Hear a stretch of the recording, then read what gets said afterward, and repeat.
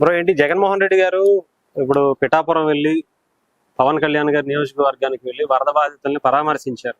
చాలా మంది జనం వచ్చారు అని చెప్పి అక్కడ వాళ్ళ సోషల్ మీడియాలో ప్రచారం చేసుకుంటున్నారు. ఏంటిది అక్కడ పిఠాపురం వెళ్ళడానికి అసలు మెయిన్ కారణం ఏంటంటే జగన్మోహన్ రెడ్డి గారు?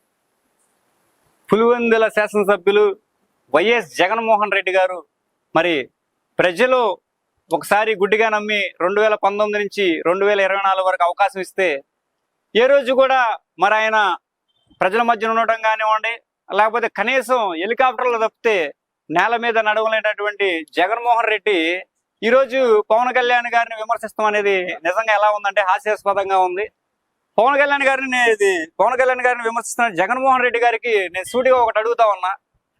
మరి ప్రకృతి విపత్తు శాతం వరదలు వచ్చేసి నానా ఇబ్బందులు పడుతున్నప్పటికీ కూటమి నేతలు కానివ్వండి, మరి ముఖ్యమంత్రి వర్యులు చంద్రబాబు నాయుడు గారు కానివ్వండి, అలాగే పవన్ కళ్యాణ్ గారు కానివ్వండి, ఎక్కడెక్కడ అధికారులతో సమీక్షలు జరిపించి మరి పార్టీ శ్రేణులకి కార్యకర్తలకు పిలుపునిచ్చి అనేక సేవా కార్యక్రమాలు చేసి మరి డొనేషన్స్ వచ్చినా కూడా వాటిని సరి క్రమ పద్ధతిలో వినియోగించి వరద బాధితులకు సేవలు చేస్తుంటే మీరు కనీసం మీ ప్యాలెస్ లో కట్టినటువంటి ఎగ్ పఫ్ బిల్లులు కూడా ప్రజలకు వరద బాధితులు ఉన్నటువంటి వారికి సహాయం చేయాలన్నటువంటి దుస్థితుల్లో ఉన్న మీరు కూడా ఈ రోజు ప్రభుత్వాన్ని పవన్ కళ్యాణ్ గారిని విమర్శిస్తున్నారంటే ఎలా ఉందంటే అలా ఉంది.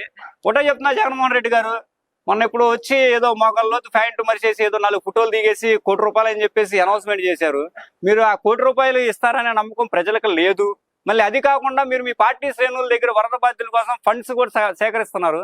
దయచేసి ఇప్పటి వరకు దోచుకున్నది చాలు, ఇంకైనా ఆపేసి మీకు ప్రజలు బుద్ధి చెప్పారు కాబట్టి ఇకనైనా జ్ఞానోదయం చేసుకొని పవన్ కళ్యాణ్ గారిని చంద్రబాబు నాయుడు గారిని చూసి ఒక రాజకీయ నాయుడు అంటే ఎంత హుందాగా ఉండాలనేది మీరు తెలుసుకోవాలని ఈ మీడియా ముఖంగా మీకు తెలియజేస్తున్నాం.